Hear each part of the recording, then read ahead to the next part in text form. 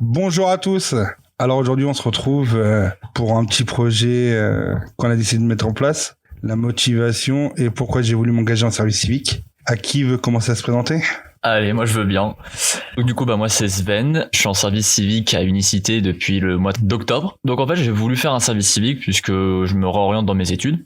Et donc forcément je voulais pas être inactif, il fallait que je fasse quelque chose qui pour moi avait du sens. Donc c'était pour moi la meilleure alternative de faire un service civique, et notamment dans l'aspect qui est plutôt environnemental et du développement durable. Comme je l'ai dit, c'est vraiment retrouver du sens, parce que c'est vrai que j'ai passé personnellement, c'était une période où ça a été un peu plus difficile ces dernières années. Donc moi ça m'a permis de me reconstruire, d'aller de l'avant, et même après de pouvoir juste pouvoir se sociabiliser, faire plein de choses. Donc c'est super cool ce que j'ai fait. Donc pour l'instant, même si c'est pas fini, mais j'ai beaucoup de satisfaction et même pas de reconnaissance, mais vous voyez, de satisfaction, et j'aime beaucoup ce que je fais. Donc c'est super. Merci Sven. Alors moi c'est Quentin. Tout pareil, j'ai commencé à Unicité en octobre. Alors pour moi le service civique ça a été une occasion de faire un peu à l'image de Sven une pause dans mes études pour savoir comment me réorienter et ce que j'allais faire plus tard.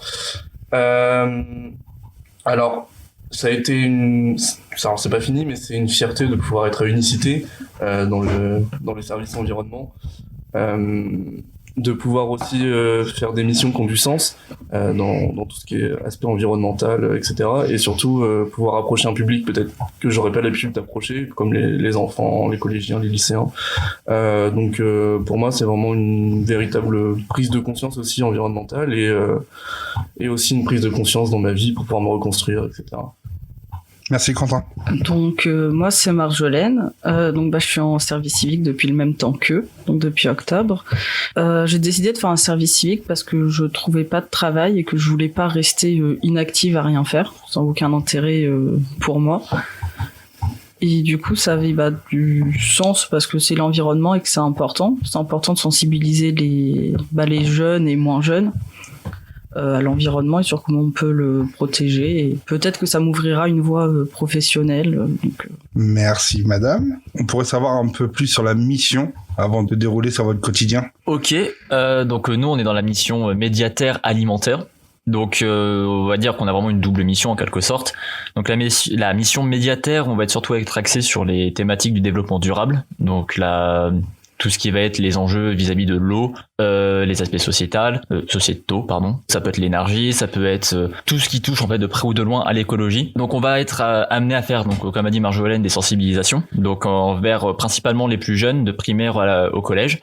Mais on peut aussi, il y a quelques jours, on a fait aussi des sensibilisations envers les BTS. Donc vraiment en fait ça touche n'importe quelle tranche d'âge. On peut faire par exemple aussi les plus vieux. Donc c'est ce qui est vraiment super cool dans notre mission. On a aussi des partenariats avec pas mal de partenaires, évidemment, notamment au pavillon des transitions, du côté des quais rive droite. Donc là, on a fait par exemple un podcast au sujet de la pollution, globalement. Et enfin, on peut faire aussi des chantiers nature, donc c'est-à-dire on va soit s'occuper d'arracher des espèces exotiques envahissantes, planter des arbres ou préparer des carrés maraîchers. Donc ça, c'est vraiment la particularité, on va dire, de la mission médiataire. Tout ce qui est alimentaire, ça va être donc on doit faire des pesées alimentaires dans des lycées pour pouvoir mesurer le gaspillage en fonction de ce qu'on cherche à peser justement. Donc ça peut être soit les repas si ça a été trop gâché, si c'est plutôt la viande, le pain ou quoi que ce soit. Ça va être aussi donc dans le même cadre des sensibilisations mais envers le gaspillage alimentaire, l'alimentation saine. Il me semble que c'est à peu près tout, c'est déjà pas mal, je pense. C'est déjà pas mal, ouais, effectivement. On peut dire aussi que Unicité ne propose pas que cette mission-là. De base, ils sont spécialisés dans le service civique, dans l'accompagnement des jeunes, que ce soit à l'intérieur de leur structure propre avec différentes missions ou auprès d'associations ou d'organismes qui souhaitent créer un service civique. Donc, vous avez des camarades à vous qui font d'autres missions. Je pense que vous les connaissez. Ce sera intéressant de découvrir ça. Alors, pour les autres promos d'Unicité, par exemple, il y a les solidarités seniors. Qui eux accompagnent plutôt les personnes âgées, par exemple pour faire des visites en EHPAD pour les personnes qui n'ont pas forcément de monde à voir, ou éventuellement des personnes qui sont dans l'attente d'avoir une visite de leur famille. Alors on va aussi avoir dans la branche environnement les éco-volontaires. Eux ils sont beaucoup plus spécialisés sur la biodiversité et sur les chantiers nature, donc ils vont aller désherber, ils vont aller faire tout ce qui est, je sais pas, par exemple arracher des mauvaises plantes, etc. Donc on est vraiment sur une structure qui accueille beaucoup de choses différentes et on est quand même tous liés par rapport au service civique et par rapport à l'aide sur autrui. Sachant en plus de ça, ce qui est bien dans le service civique, c'est que vous avez une diversité des personnalités. C'est-à-dire qu'en fait, des personnes que vous n'avez pas rencontrées forcément dans la vie de tous les jours, vous les rencontrez au sein d'unicité par exemple, mais voilà, parce que, entre guillemets, les personnalités se croisent, ils construisent des parcours, des groupes, et du coup, on peut apprendre à connaître, ah oui, mais toi, tu t'aimes ça, moi aussi, alors qu'entre guillemets, vous vivez pas du tout dans le même secteur, ou vous n'avez pas fait forcément les mêmes études, ou le même parcours. Ceci, c'est un avantage. Par exemple, là, entre nous quatre, je peux affirmer qu'on se serait jamais croisés auparavant, et pourtant, ça ne nous empêche pas, là, de nous apprécier et puis de devenir amis tout simplement. Donc ouais, c'est une occasion aussi de pouvoir rencontrer des gens qui ont des parcours différents et justement ça permet aussi d'avoir une plus grande diversité et je trouve que c'est aussi important pour grandir d'avoir des horizons différents. Et comment s'est passé les premiers mois de mission pour vous ? La semaine d'intégration, les petits moments avant la mission en elle-même, est-ce que vous avez eu des inquiétudes ? Est-ce que vous êtes dit mais je suis tombé où en fait quand vous êtes arrivé dans la salle avec plus de 100 jeunes et les encadrants? C'est vrai que personnellement, donc la semaine d'intégration, je l'ai plutôt bien vécu. En fait, ça dépend, mais je suis relativement social, donc ça me dérange pas de forcément aller voir les gens, pouvoir discuter, et même découvrir du monde. Après la semaine d'intégration, on a eu pas mal de formations, de découverte des partenaires, et c'est après qu'il y a presque eu un petit, on va dire quand même un petit contre-coup en me disant, ok, donc là ça y est, ça commence, on commence à être dedans. Est-ce que je vais être capable de le faire ? Actuellement, oui, là la réponse c'est clairement je suis capable de le faire, mais c'est vrai qu'il y a quand même ce petit contre-coup en se disant bon, c'est vrai que pendant un mois il y a eu toute cette présentation, cette préparation, et après une fois qu'on commence vraiment, on se dit, enfin je me suis dit ok, il y a peut-être des petites incertitudes, est-ce que je vais vraiment y arriver ? Et après ça, personnellement moi ça m'a aussi appris un peu de lâcher prise, me dire bon, on va voir ce que ça donne, je vais travailler et on va voir avec le groupe comment ça va se passer, et c'est super bien passé, donc super. Moi à titre personnel, j'ai pas été forcément impressionné par voir 100 personnes dans une même pièce pour la semaine d'intégration. Je sortais tout droit des amphithéâtres, donc j'étais pas forcément dépaysé. Par contre, c'est vrai que, comme Sven l'a dit, on a eu, après toutes nos jours, toutes nos semaines de formation, etc., on a commencé à travailler nos sensibilisations, nos activités, etc. Et je me suis posé la même question, est-ce que je suis capable de faire tout ça ? Et la réponse est la même, c'est oui. Mais c'est vrai qu'il y a eu quand même un petit temps d'adaptation et de se dire, est-ce que moi j'ai les capacités de le faire ? Et est-ce que j'ai aussi la capacité de travailler en groupe et pas individuellement, par exemple comme à la fac. Ouais, c'est ça, parce qu'à la fac, c'est souvent, entre guillemets, chacun pour soi, même si t'as des aides. Voilà. Et alors que là, c'est entre guillemets un groupe qui accompagne avec ses compétences propres. Chacun vient avec ses compétences. Celui qui est doué, par exemple, dans les réseaux sociaux, dans le développement, dans la construction de projets, parce que peut-être qu'il a passé un BAFA, que sais-je, fait qu'en fait il vient, il amène quelque chose au groupe et du coup vous construisez de ça pour avoir des outils pour pouvoir exprimer entre guillemets au sein de vos publics votre mission. Moi du coup la semaine d'inté ça m'a un petit peu stressé entre guillemets parce que du coup je devais prendre des bus que je connaissais pas, que j'avais jamais pris. Le tout premier jour quand j'ai pris le T2 je savais pas où il allait m'amener. Du coup c'était un peu stressant. En plus il prend des grands tournants et tout, c'était un peu stressant. Je vais pas dire que j'étais impressionnée par voir le nombre de personnes parce que j'étais à l'IUT donc en soi il y avait quand même beaucoup de personnes, mais c'était surtout le fait que ça soit des personnes que je connaisse pas, j'avais peur de pas réussir à aller voir les autres. Au final ça a été, et comme eux après les semaines de formation qu'on a eues, je me suis demandé si j'allais être capable aussi du coup d'amener les informations qu'ils nous ont données. Et au final, oui, c'est pareil, ça se passe bien et je me sentais pas forcément capable de mener un projet jusqu'au bout. Et au final, du coup, oui, j'en suis capable parce qu'on a fini des projets et tout ça, du coup, voilà. Ouais, parce que du coup, on a le service civique, même si tu dois faire une mission, ça t'apporte aussi plein de choses, plein de découvertes, d'apprentissage de soi, de voir tes capacités où ils peuvent être et te dire... avant cette mission, avant mon service civique, j'étais pas capable de ça, alors que maintenant, entre guillemets, là on est au mois de mars. Pour vous, vous avez vu une évolution de votre personnalité, de votre comportement, d'échange avec les autres, du travail de groupe, à celui ou à celle qui veut répondre. C'est vrai. Alors, des changements, je dirais pas spécialement ça, mais plutôt me réconforter peut-être dans mes compétences. De base, c'est vrai que j'aime bien, on va dire, prendre un peu le lead dans les projets et donc essayer de gérer tout ça. Donc ça, j'avais déjà eu l'habitude dans mes études sup mais globalement. Mais c'est vrai que là, de le voir encore plus, même dans un cas vraiment plus concret, à me dire bon bah là, je peux un peu plus gérer des projets sans pour autant me dire voilà, je vais pas dire tu fais ça.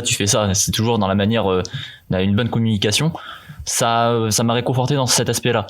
Aussi de pouvoir travailler donc avec pas mal de groupes, avec des personnalités qui sont plus ou moins différentes, plus ou moins fortes, devoir s'adapter avec des hauts et des bas évidemment. Donc c'est vraiment un peu presque avoir une première approche d'une expérience professionnelle que j'avais déjà eue, mais là vraiment de se le prendre en quelque sorte de cette manière-là, pour moi c'était vraiment enrichissant. Moi, je dirais que j'ai été enrichi sur le côté caractériel. C'est vrai que quand j'arrivais en octobre le matin, j'avais tendance à être un peu dans les vapes, un peu aigri, et j'aimais pas forcément l'aspect groupe. Moi, j'aime bien être seul.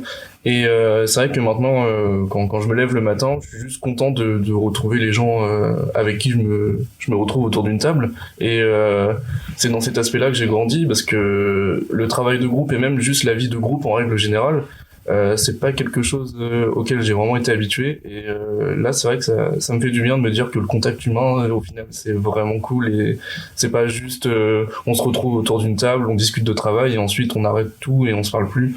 Donc non, ça permet vraiment aussi de développer des capacités caractérielles, et même ça m'a conforté dans l'idée que oui, mener un projet à bien et faire des recherches, etc., c'était vraiment ce que j'aimais faire. Et ça m'a aussi développé la prise de parole. J'étais pas forcément très à l'aise à l'idée de prendre la parole devant du monde. Et on croirait pas comme ça. Et au final, maintenant, bah voilà, je parle devant un micro et je trouve ça trop cool, et je suis pas stressé, je me sens pas mal, etc. Donc non, franchement, il y a eu quand même un développement. Bah moi, je pense que ça m'a fait évoluer aussi. Je sais pas trop comment, mais je sais pas, je ressens que ça m'a un petit peu évolué et changé. Je pense que j'ai aussi appris à être plus patiente avec les autres, à gérer un petit peu ma patience. Bon, même si des fois il a quand même des limites. Mais ouais, je pense que ça m'a appris à être plus patiente au niveau des autres et peut-être à plus tolérer les aspects des autres que j'apprécie. Mais dans le service civique, on sait aussi que vous avez des formations en interne. Vous pouvez peut-être en parler aussi. Donc on a pas mal de formations. On a eu des formations donc axées sur l'environnement. Ce serait bête de pas en avoir dans une mission qui est tournée sur le développement durable. Donc on a eu 2 parties, donc globalement des règlements climatiques, les solutions qu'on peut aborder, ce qui se passe dans le monde. Donc c'est quelque chose de très intéressant et enrichissant. Qu'est-ce qu'on a eu d'autre?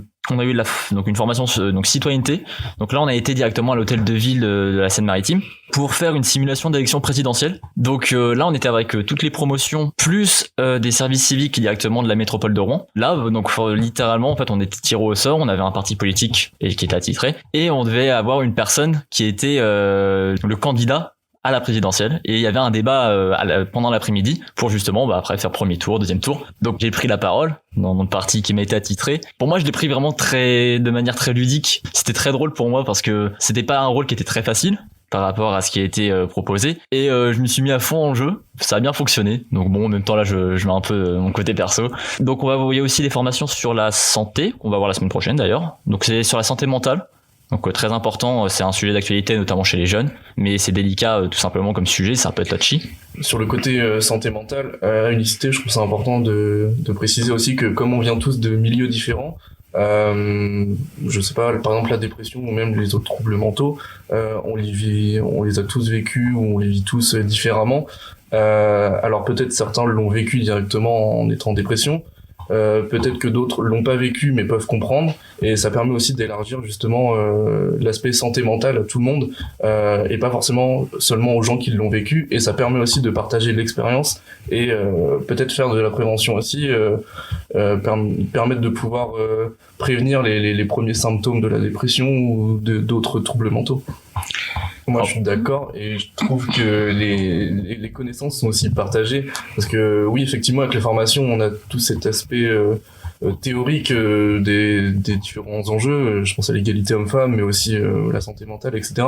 Mais on a aussi un échange d'informations puisque au-delà des informations théoriques, on a nos propres expériences partagées et on peut s'apporter des choses mutuellement. Et en fait, le service civique, c'est prendre des informations, mais aussi les partager. Donc, on est dans un échange constant.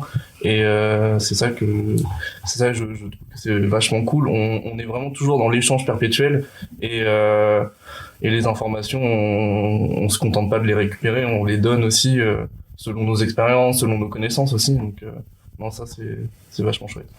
Du coup, je suis d'accord avec eux que la santé mentale c'est important. Et des fois, ouais, les personnes veulent pas en parler, mais il y a peut-être des comportements qu'on peut remarquer qui font qu'on voit que la personne va pas forcément très bien et que c'est important de prendre soin des autres. Puis de prendre soin de l'autre, c'est bien. Et aussi se dire que par exemple la dépression, faut le prendre comme une maladie comme une autre. C'est une maladie qui est mortelle, mais ça se traite très bien. Et il faut avoir la bonne approche. On peut être accompagné comme on peut faire le choix de ne pas forcément être accompagné. Ça va dépendre, je pense, de chaque personne et de chaque personnalité. Mais ne pas se dire que c'est une fin. C'est pas une fatalité. C'est de se dire que la dépression, elle est là, elle peut arriver, elle peut repartir, comme elle peut après à nouveau revenir. C'est délicat, encore une fois, à traiter, mais c'est une maladie. C'est qu'une maladie et il faut, tout simplement, on peut la traiter. Ça va bien se passer dans tous les cas, si on est bien accompagné. On va revenir à un sujet un peu plus fun, si je puis dire. Racontez-moi vos premières semaines et premiers mois de mission. Comment s'est passée la première journée, entre guillemets, d'intervention? Je crois que c'était au collège Pasteur, je crois. Il me semble que c'était ça, je sais plus. Enfin, c'est la première qui me revient. Ça s'était relativement bien passé, mais bon, comme c'est des collégiens, ils étaient un peu dissipés. En plus, on avait des trucs un petit peu drôles sur notre diaporama, du coup, c'était un peu compliqué de les gérer après qu'il y ait eu un événement un petit peu marrant. Sinon, non, ils écoutaient. Et vous avez basé votre intervention sur quoi? Sur du descendant ou de l'échange, entre guillemets, de pair à pair, comme ça permet aussi de les faire partager? C'était un petit questionnaire, du coup, sur la mobilité douce. Donc, on faisait avec eux, on faisait un petit vote à main levée, quelle réponse ils pensaient que c'était, puis après on validait, on leur expliquait pourquoi c'était ça ou pas. Ouais, on était plutôt dans l'échange avec eux, après on leur a fait faire un petit jeu, et puis voilà. Nous, pour notre première intervention, alors avec Nathan et Sven, on a fait notre première intervention au Service National Universel à Forges-les-Eaux. Nous, on était chargés de faire aux jeunes une fresque du climat. On a été baptisés dans le feu, on va dire. Alors c'est une fresque qui a été réalisée pour comprendre les tenants et aboutissants sur le dérèglement climatique. Donc comment de l'activité humaine on peut arriver par exemple à la pollution des eaux et aux conflits armés, etc. Donc c'est tout un déroulé avec un jeu de cartes et des flèches à mettre. C'est pas un exercice qui est forcément très simple parce que nous il faut qu'on la prenne en main cette fresque et il faut vraiment aussi la comprendre pour pouvoir mieux l'expliquer. On n'a pas forcément eu un public très très réceptif pour la première intervention. Donc on a été baptisés dans le feu, mais ça a été une première expérience à forger, ça nous a permis aussi de savoir un petit peu ce qu'on devait améliorer, savoir poser un cadre un peu plus sérieux. Et non, ça a quand même été une bonne expérience. Après, on avait un autre groupe avec nous qui a reçu une petite insulte à la fin, mais bon... Ça, c'est les aléas du métier, on va dire. Donc, globalement, oui, je faisais aussi la fresque du climat. Donc, il y avait 2 groupes. Donc, on était par binôme. Moi, j'étais avec une autre personne. C'est vrai que c'est un exercice qui est pas spécialement facile, puisque chaque groupe va être différent, encore une fois. Donc, on a dû s'occuper de 3 groupes successivement. Et chaque groupe était différent. Donc, des groupes où ça pouvait un petit peu plus être en difficulté, d'autres où ça avançait très bien, d'autres où il y avait peut-être aussi directement des problèmes de communication. Et c'est notamment moi dans l'un des derniers groupes où moi j'avais recadré un des participants puisqu'il prenait un ton assez hautain. C'était assez difficile de pouvoir animer avec cette personne-là, donc j'avais pris la responsabilité de le recadrer. Bien sûr, dans la bienveillance, parce que on est quand même intervenant, on va pas abuser non plus. C'est vrai que oui, c'est un bon baptême du feu, mais au moins, je pense que ça nous a permis de mieux gérer nos sensibilisations par la suite. Et clairement, non, c'était une bonne première approche, une bonne première expérience d'intervention et de sensibilisation.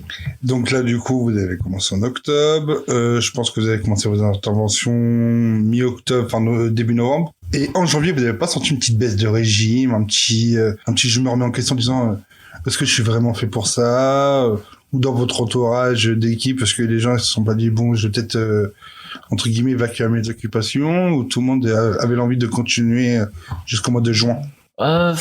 Moi, je pense que cette baisse pas de motivation, mais cette remise en question, comme je l'ai dit avant, c'est vraiment après tout ce mois, on va dire, de formation, enfin pas forcément de formation, mais de découverte de partenaires. Au mois de janvier, je dirais que il y a peut-être une baisse de régime, oui, mais pas forcément une baisse de motivation. C'était peut-être un peu plus tranquille dans l'avancement des sensibilisations, de faire nos activités et tout ça.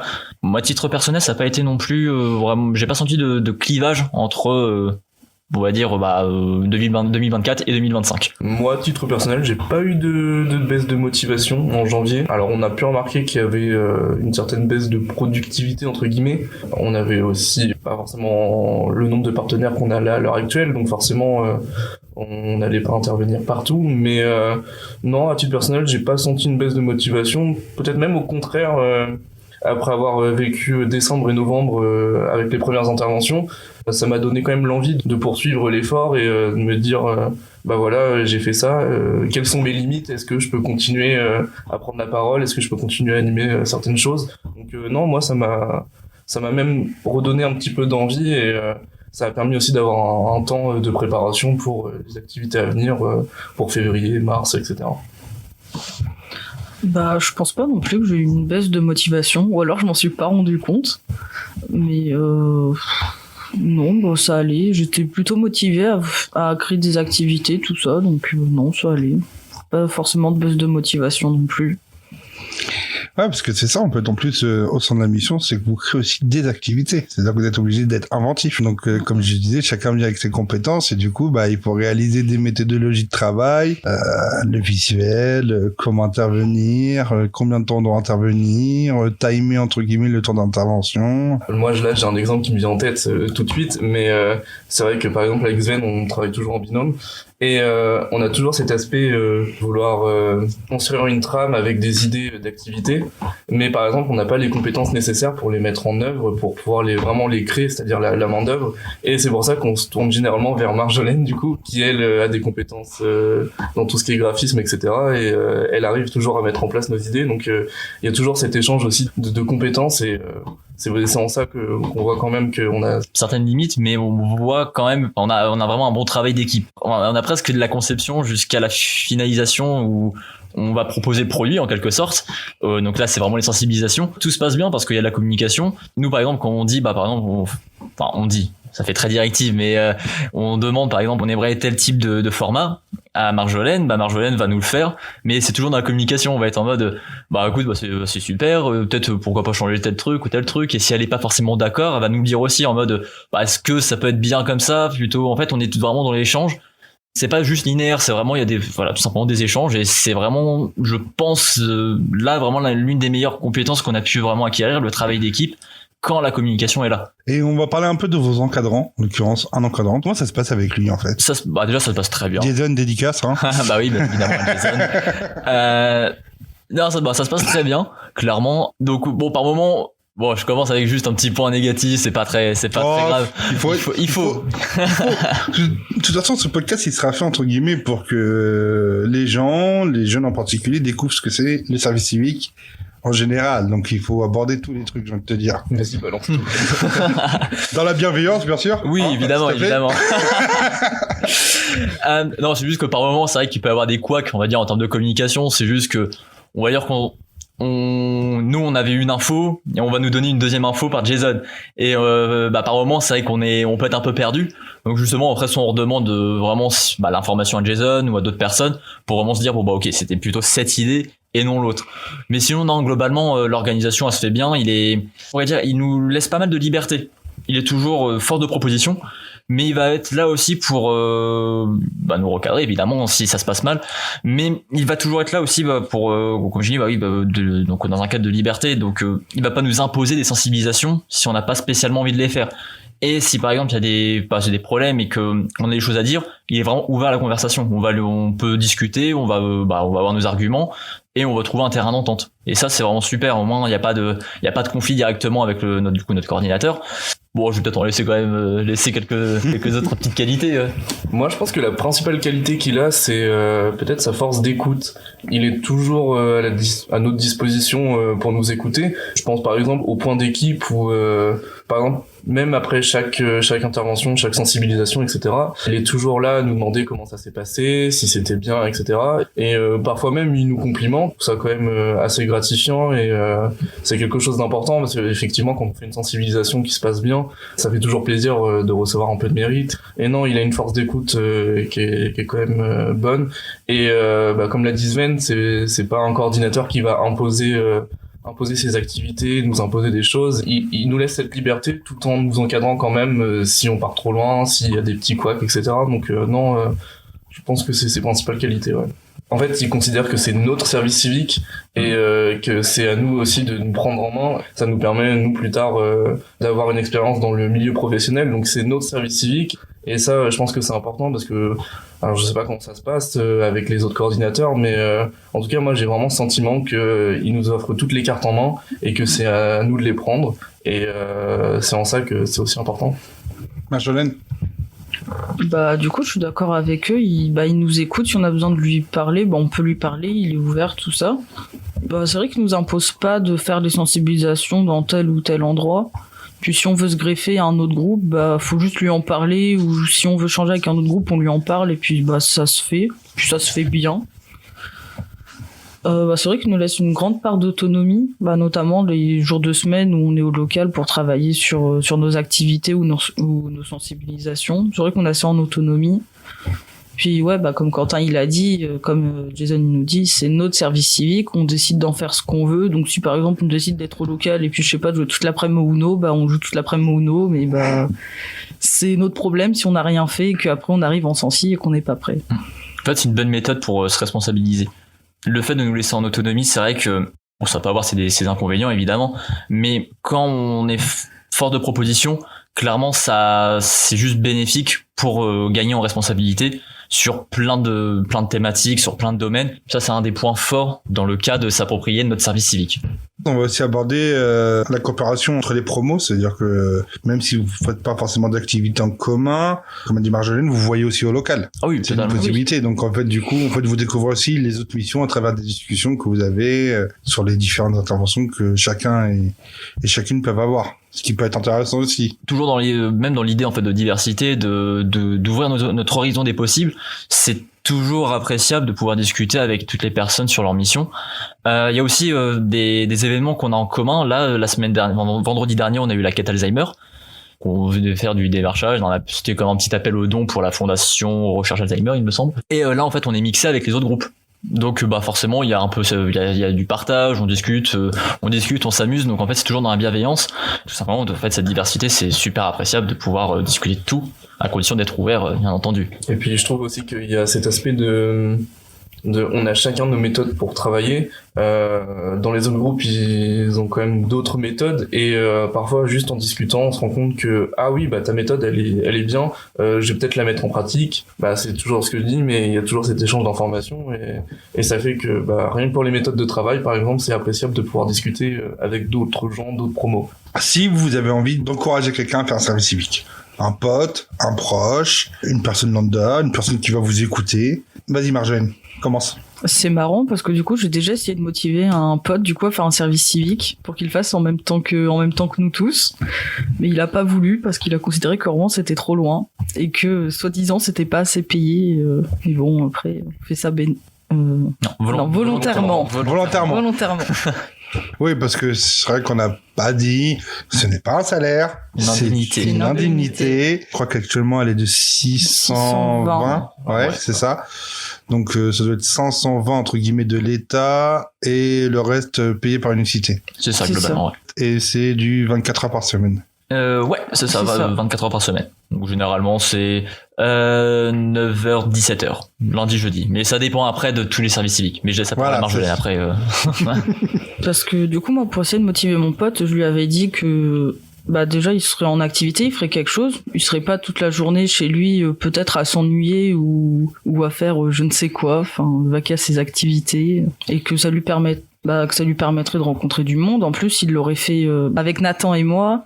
C'est un pote à nous, ça aurait été cool, on aurait été 3, enfin voilà, mais bon, visiblement la motivation n'a pas réussi, il a même pas voulu venir à la réunion d'info, donc bon. Eh ben écoute, on va voir pour que, à travers ton message, d'autres se motivent et en fassent un. Moi, je pense que pour motiver quelqu'un, il faut d'abord avoir vécu le service civique pour ensuite pouvoir motiver les personnes en question. Mais déjà, c'est un apport de compétences. Ça permet d'élargir nos compétences, la prise de parole, la prise d'initiative, l'autonomie. C'est acquérir des compétences dans un cadre qui est plutôt bienveillant, qui est même plus bienveillant que, je sais pas, un cadre scolaire ou un cadre professionnel. C'est vrai qu'on est au local, on a un groupe, mais on rigole bien, on a nos libertés et on fait pas non plus des trucs qui sont barbants. Je tiens surtout à souligner que le service civique, c'est pas forcément une occasion de faire de l'argent. On fait pas un service civique pour l'argent. On fait un service civique pour acquérir des compétences, pour se retrouver aussi. Si on veut faire de l'argent, on va travailler ailleurs. C'est bien mieux rémunéré. Mais non, ça permet d'avoir des compétences et aussi d'élargir son cercle social.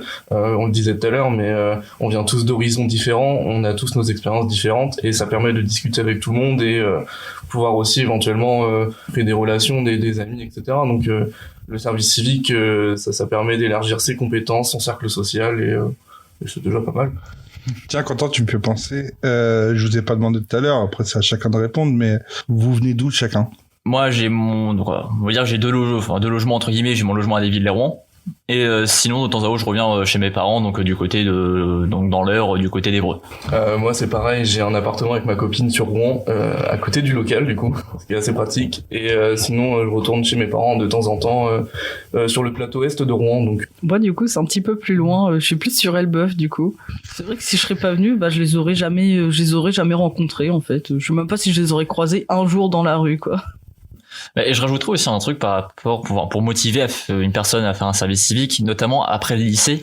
Si une personne a peut-être des doutes sur ce qu'il veut faire plus tard, s'il veut faire des études sup, évidemment, ça peut être une bonne idée, je pense, pour non seulement se laisser déjà une année de recherche, mais aussi de pouvoir tâter différents domaines auxquels on pourrait ne pas s'attendre. Par exemple, c'est vrai qu'en service civique, je pensais pas tout simplement être à la radio et discuter. C'est un exercice qui est nouveau, c'est très cool, mais c'est pas quelque chose que je pensais faire.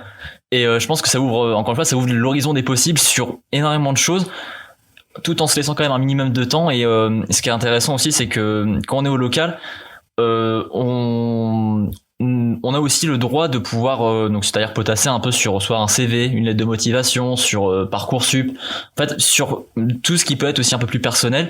Et au contraire, on est même encouragé sur l'après service civique, sur comment ça va s'organiser, est-ce qu'on a un projet, comment ça va, est-ce que ça va bien se passer, est-ce que tu penses que ça va aller. Et c'est super cool en fait de pouvoir se sentir à la fois poussé, pas pousser à la sortie, hein, je précise, mais pousser à justement aller de l'avant. Moi, je voulais aussi revenir sur la motivation, mais Reviens. par exemple, Zen, il disait en sortie de lycée, on peut se permettre de s'octroyer un temps de pause entre guillemets dans nos études, etc. Mais c'est aussi l'occasion de pouvoir élargir son panel de contacts. C'est vrai qu'Unicité a énormément de contacts avec différentes associations, différentes entreprises, etc. Et ça permet, par exemple, à des gens qui recherchent une alternance d'avoir les contacts pour pouvoir avoir une alternance l'année prochaine. Et c'est aussi en ça que le service civique, c'est bien. On peut élargir sa zone de contact. Et il y a pas mal de gens qui, après leur service civique, sont allés travailler. Je prends l'exemple de Carder, par exemple, ont trouvé vraiment une branche dans ce qu'ils aimaient faire en service civique avec les différents partenaires d'Unicité. Eh ben, c'était chouette. Vous voulez rajouter quelque chose? Si vous voulez faire un service civique, foncez. Ne tentez rien à rien. Par contre, faut faire attention parce que ça passe super vite. Ouais, c'est ça. En fait, on n'a pas l'impression comme ça, mais là, on est en mars. On arrive en mars, on se dit, ah ouais, dans 2-3 mois, c'est fini. Et comme t'as dit, en fait, dès qu'on a on a pris nos marques,